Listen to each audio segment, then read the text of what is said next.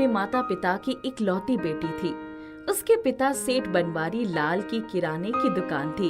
सेठ बनवारी लाल बहुत कंजूस थे, यहाँ तक कि सारे लोग उन्हें कंजूस सेठ के नाम से पुकारते थे। एक दिन उनकी पत्नी, हमें अपनी बेटी शोभा के लिए कोई रिश्ता देखना चाहिए, उसका कॉलेज खत्म हो गया है। अरे हाँ हाँ, हो जाएगी शादी, क्या जल्दी है। सेठ बनवारी लाल हिसाब किताब लगाते, पर जैसे ही शादी का खर्चा देखते उनका मन दुविधाग्रस्त हो जाता। इतना खर्च हो जाएगा शादी में? धीरे धीरे शोभा की उम्र 22 साल हो गई, पर बनवारी लाल ने उसके रिश्ते की कहीं बात नहीं चलाई। कुसुम अपने पति के व्यवहार से बड़ी दुखी थी। एक दिन उसके घर से दरवाजे पर एक भिखारी आया। कुछ खाने को दे दो बेटी, बहुत भूखा हूँ। अरे आगे जाओ, यहाँ कोई भीख भीख नहीं मिलेगी। शोभा बाहर ही बैठी थी। उसे उसके पिता का ये व्यवहार बिल्कुल पसंद नहीं आया। बाबा, आप बैठो, मैं आपके लिए रोटी लाती हूँ। मेरे घर से एक अनाज भी नहीं जाएगा। मैं सारे दिन खटता हूँ, तब जाकर पैसे मिलते हैं। पापा, मैं अपने हिस्से की रोटी बाबा को खिलाऊंगी, खुद नहीं खाऊंगी। उसने एक थाली में भिखारी को खाना दे दिया। जीती रहो बेटी, तुम्हारी जीवन खुशियों से भरा रहे। मेरे पापा खर्च के डर से मेरी शादी ही नहीं करना चाहते हैं। मेरी खुशियों को तो वैसे ही ग्रहण लग गया है। बेटी, ये एक बीज है, इसे अपने आंगन में लगा दो, तुम्हारी सारी इच्छाएं पूरी हो जाएंगी। ठीक है बाबा। भिखारी के जाने के बाद शोभा ने बीज लेकर आंगन में लगा दिया और उसमें पानी डाल दिया। सुबह जब वो सोकर उठी तो उसके आश्चर्य की सीमा ही न रही। आंगन में एक अमरूद का बड़ा सा पेड़ उगाया था और उस पर ढेरों अमरूद लटके थे। माँ, जल्दी आओ, ये देखो कितने सुंदर अमरूद लगे हैं। अरे, कल तक तो यहाँ कुछ भी न था, ये पेड़ कैसे आ गया? शोभा ने अपनी माँ को सारी बात बताई। माँ, एक अमरूद तोड़कर देखती हूँ। ठीक है, चलो तोड़ ले। शोभा ने एक अमरूद तोड़ा, उसको चाकू से काटा तो उसमें चमकता हुआ एक बड़ा सा बीज देखकर, माँ, ये क्या है? देखो तो सही। अरे, ये तो सोना लग रहा है। क्या? सोना? हाँ, ये सोना ही है। कुछ और अमरूद तोड़ दो। शोभा ने 6-7 अमरूद तोड़े। सब में वैसे ही एक बड़ा सा सोने का बीज था। शोभा, ये बीज उठाकर रख देती हूँ। अपने पापा को इसके बारे में भनक भी मत लगने देना। कल उनके दुकान जाने के बाद हम सुनार के पास जाकर इनकी जांच करवाएंगे और अगर सचमुच में ये सोना ही निकला तो कुछ गहने खरीद लेंगे। ठीक है माँ, पर ये अमरूद तो खा लो। दोनों ने अमरूद खाया तो वो भी बहुत मीठा था। दूसरे दिन उन्होंने अमरूद तोड़कर उसमें से सोना निकाला और वो दोनों सेठ के जाने के बाद सुनार के पास गई। ये तो असली सोना है, बताइए, आप इसे बेचकर पैसे लेना चाहेंगे या कोई गहना? हमें सोने की चूड़ियाँ दे दीजिए। इतने सोने में तो दोनों के लिए चूड़ियाँ हो जाएंगी, दे दूं क्या? हाँ हाँ, दे दीजिए। दोनों माँ बेटी सोने की चूड़ियाँ लेकर घर आ गई। कुसुम और शोभा बार बार चूड़ियाँ पहन पहन कर देखती और खुशी से भर उठती। माँ, आज कुछ और भी अमरूद तोड़ लेते हैं, पर आपने पापा के आने से पहले ही तोड़ ली। अगर उनको पता चल गया तो उन पर भी पहरा बैठा देंगे। शोभा ने आंगन में जाकर ढेर सारे अमरूद तोड़ लिए और कुसुम से अमरूद काटकर सोने का बड़ा बीज निकाल लिया। अमरूद खाकर उनका पेट भर गया। दूसरे दिन सुनार के पास जाकर 2 गले का सेट और कानों के झुमके ले आई। 1 महीना बीत गया था। अब उनके पास बहुत सारे पैसे और गहने हो गए थे। एक दिन शोभा को रात में नींद ही नहीं आ रही थी। वो अपने कमरे की खिड़कियों के पास खड़ी होकर अमरूद के पेड़ की तरफ ही देख रही थी। रात को 2 बजे थे। अचानक अमरूद के पेड़ के ऊपर बहुत तेजी रोशनी हुई और 3-4 परियों का एक झुंड पेड़ के नीचे आ गया। हम सब यहाँ क्यों इकट्ठा हुए हैं? हम इस अमरूद के वृक्ष को अपने अपने जादू से जादुई बना देंगे ताकि इस घर में रहने वाले सुख से रह सके। क्या दुख है उन्हें? इस घर का मालिक इतना कंजूस है कि खर्च के डर से अपनी बेटी की शादी भी नहीं कर रहा है।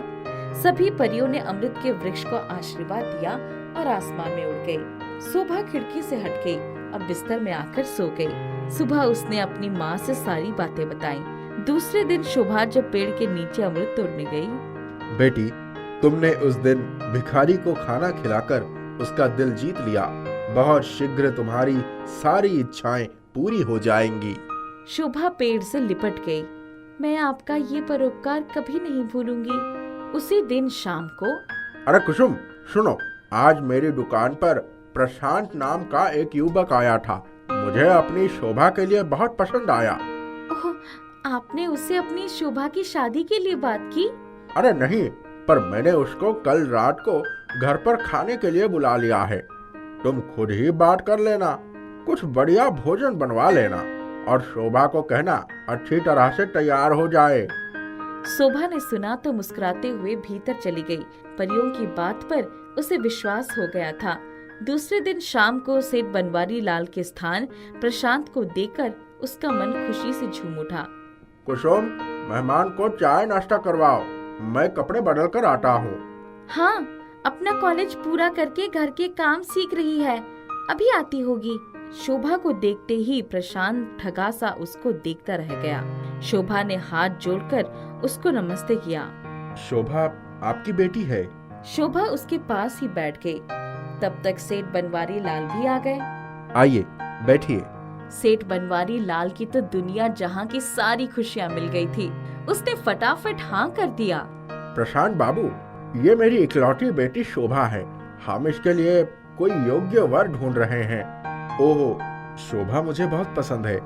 आप चाहें तो मैं शोभा से शादी करने के लिए तैयार हूँ।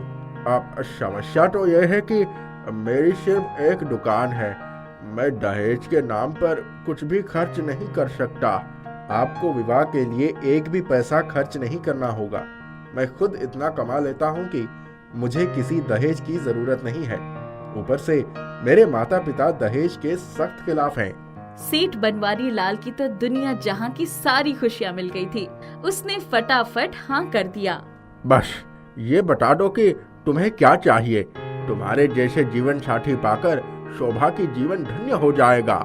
मुझे कुछ भी नहीं चाहिए, बस मैं यही चाहता हूँ कि आपके पास जो कुछ भी है उसका आनंद उठाइए। जीवन का कोई भरोसा नहीं, इतनी कंजूसी करने का क्या फायदा। मैं कल ही अपने माता पिता को लेकर आपके घर आ जाऊंगा, फिर मिल बैठकर शादी की बातें भी कर लेंगे। सेठ बनवारी लाल को अपनी गलती का एहसास हो गया था। मैं अपनी बेटी की शादी तुमसे ही करूंगा। मुझे क्षमा करो बेटा, मैं जल्दी से जल्दी तुम्हारे माता पिता से मिलकर अपनी बेटी का विवाह कर देना चाहता हूँ। प्रशांत के जाते ही सेठ बनवारी लाल के दिल का दौरा पड़ गया। शोभा उनको आनन फानन में अस्पताल लेकर गई। समय पर पहुंच जाने की वजह से सेठ की जान बच गई थी। इतने पैसे कहाँ से आए तुम्हारे पास?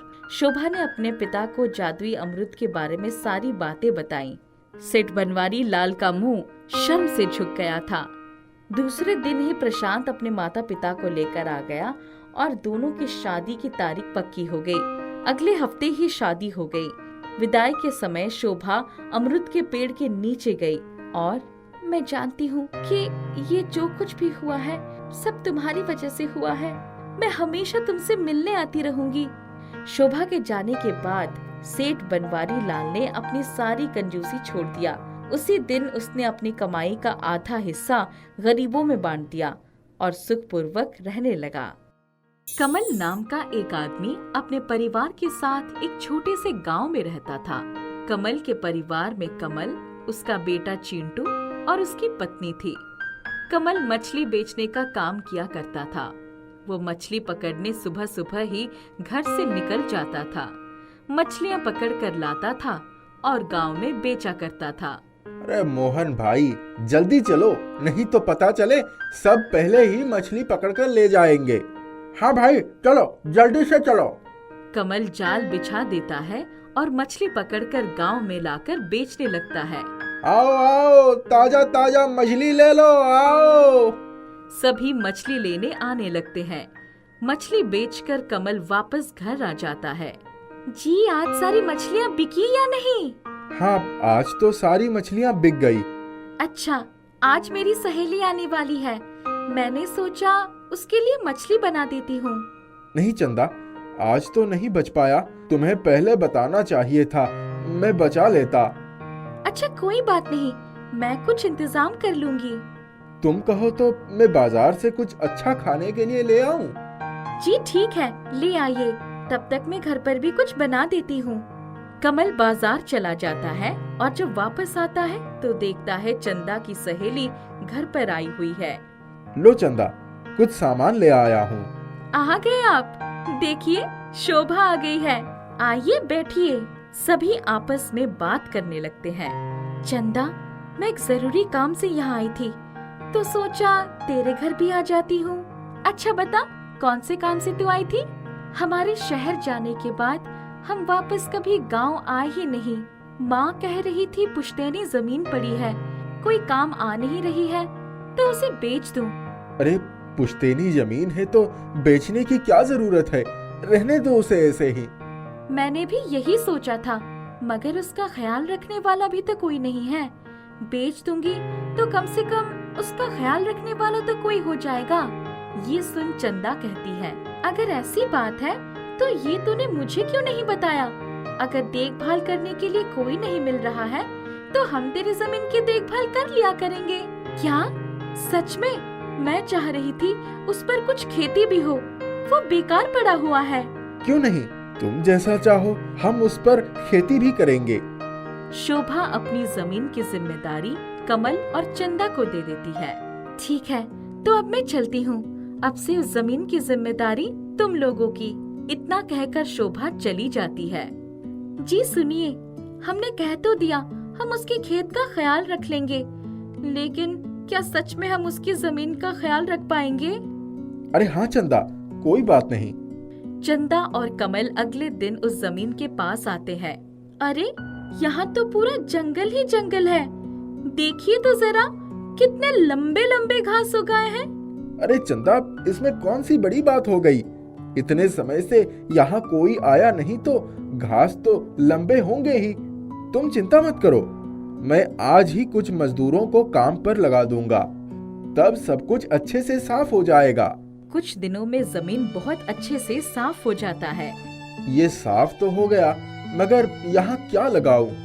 कमल मछली बेच रहा था, तभी एक आदमी आता है। अरे भाई, मैं नया काम शुरू कर रहा हूँ। वाह, मगर कौन सा नया काम तू शुरू कर रहा है? यहाँ गांव में एक दुकान खोलने की सोच रहा था, जिसमें अलग अलग प्रकार के बीज बेचूंगा। शहर से बीज लाकर लगाने में सबको बहुत दिक्कत होती है, इसीलिए सोच रहा हूँ मैं ही खोल देता हूँ बीज की दुकान। हाँ भाई, क्यों नहीं, तू बिल्कुल सही कह रहा है। वैसे ये बता, तेरे पास अभी किसी चीज की बीज है? मैं सोच रहा था नई जमीन पर लगा देता हूँ।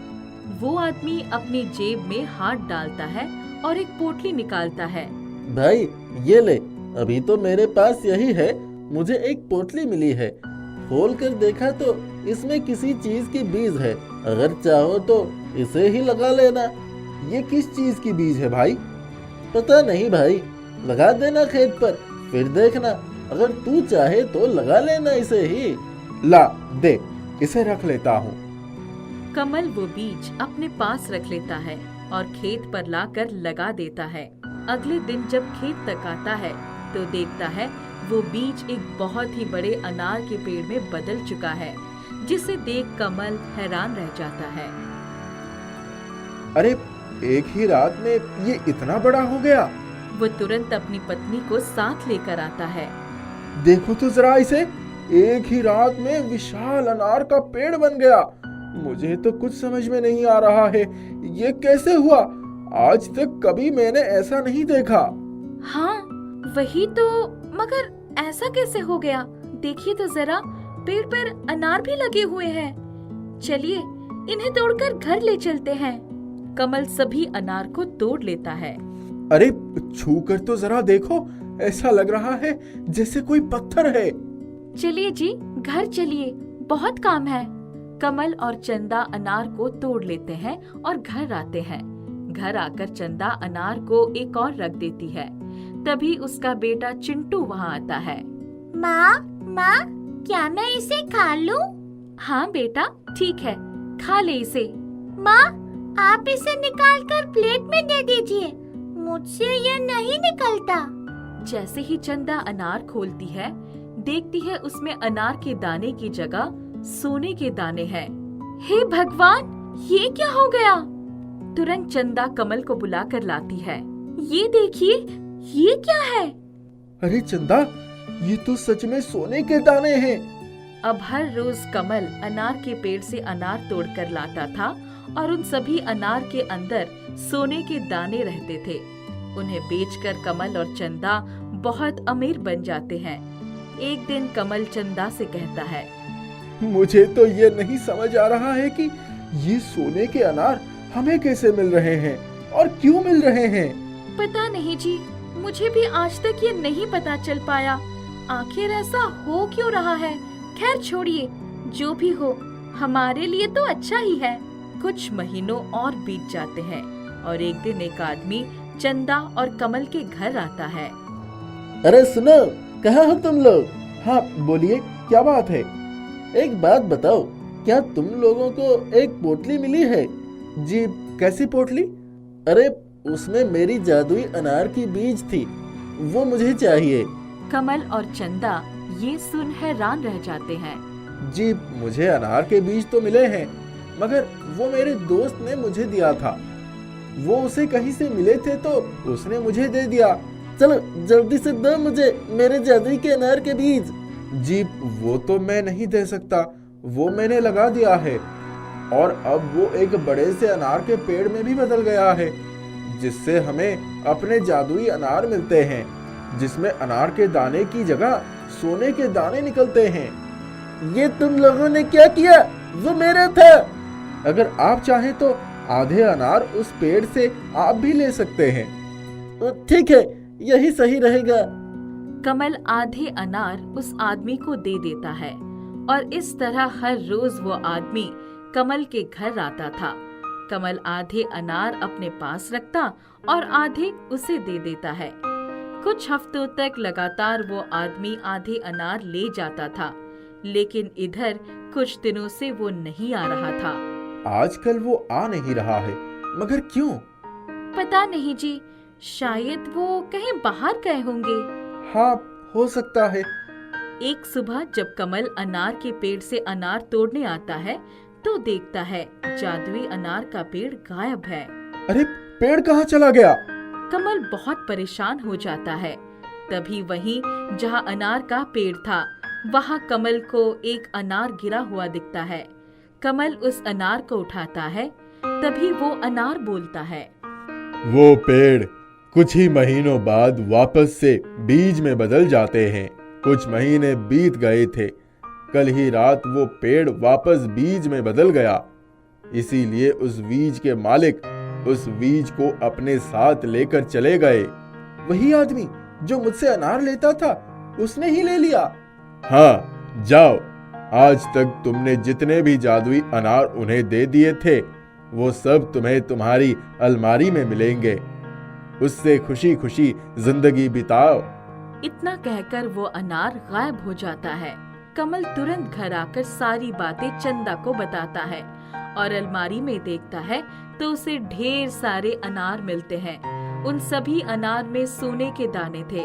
अब कमल और चंदा एक बड़ा सा दुकान खोल लेते हैं और आराम से अपनी जिंदगी जीने लगते हैं।